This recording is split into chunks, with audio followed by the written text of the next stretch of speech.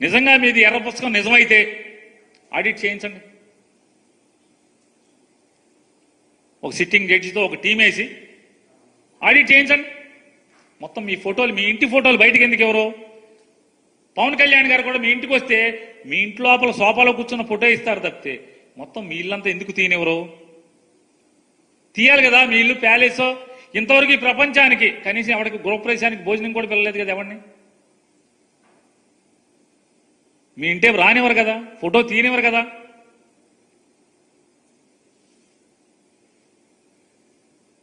ఈ రకమైనటువంటి మీరేమో రాజమహల్లో ఉంటారు.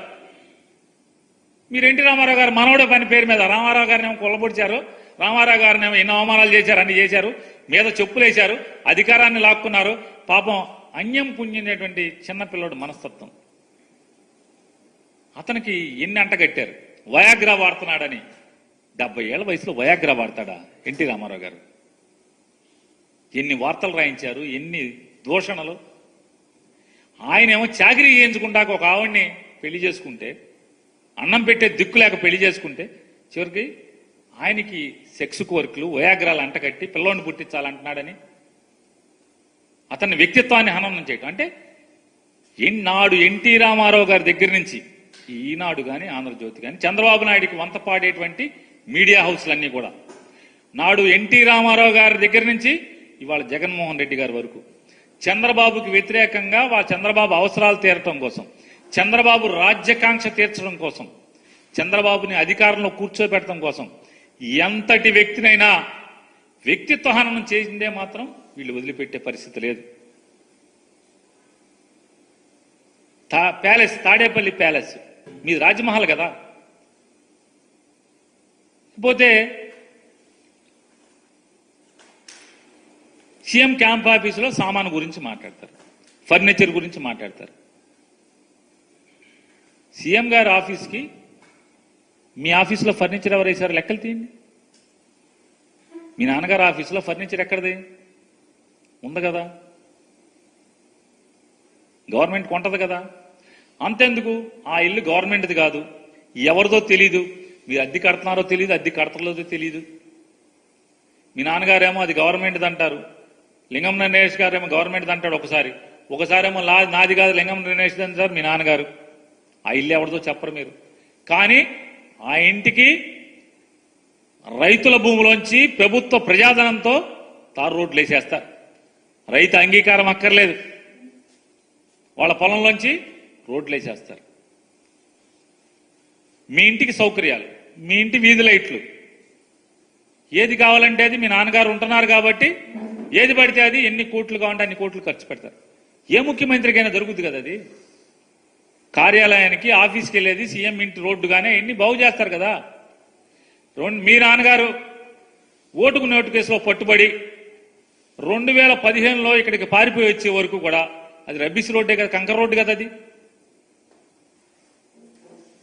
ఆ కంకర్ రోడ్ని వెడల్పు చేసి దగ్గర 100-200 కోట్లు పెట్టి తారు రోడ్డు వేసింది మీ నాన్నగారు వచ్చి అక్కడ కాపురం వచ్చారనే కదా.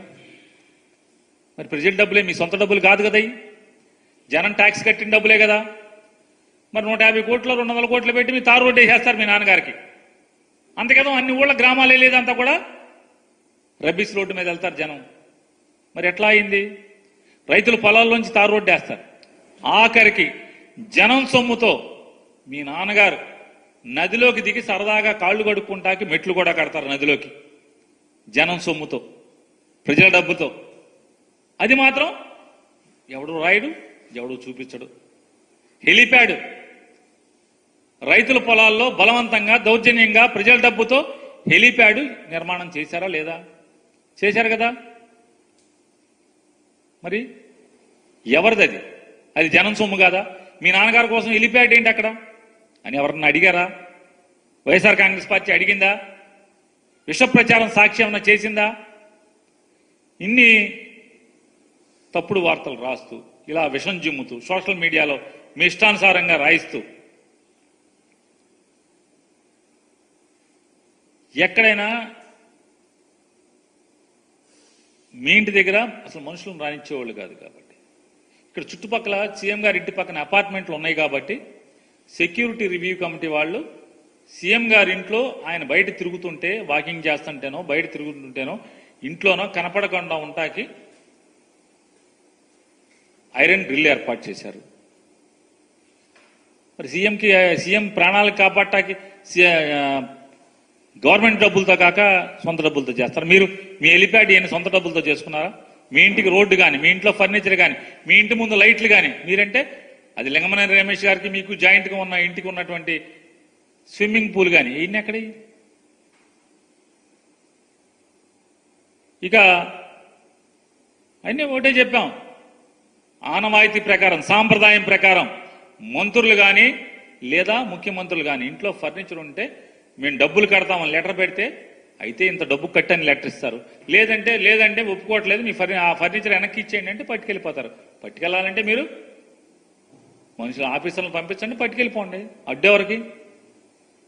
రెడీగా ఉన్నాం. మీరు డబ్బు కట్టమంటే డబ్బు కడతాకి, లేదా మా సామాన్ గవర్నమెంట్కి ఇచ్చేయండి అంటే పంపించేయడానికి రెడీగా ఉన్నాం. మీరేం నిర్ణయం చెప్పరు, కొంచెం చెప్పాలి కదా.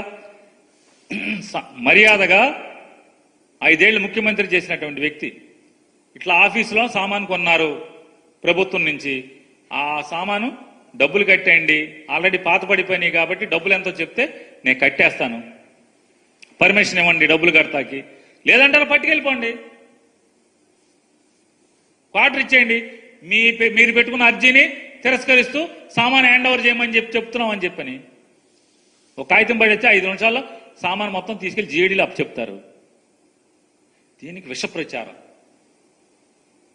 కోడెల శివప్రసాద్ సామాన్ ఎత్తేసి జగన్మోహన్ రెడ్డి సామాన్ ఎత్తేసాడు, దొంగతనం చేశాడని. నోటికి పద్దు అద్దు శుద్ధి కూడా ఏం ఉండదు అసలు.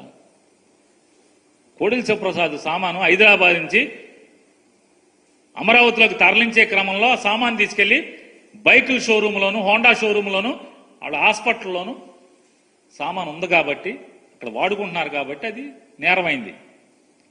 అంతేగాని గవర్నమెంట్ బంగ్లాలో ఉంటేనో, స్పీకర్ బంగ్లాలో ఉంటే అది నేరం అవదు.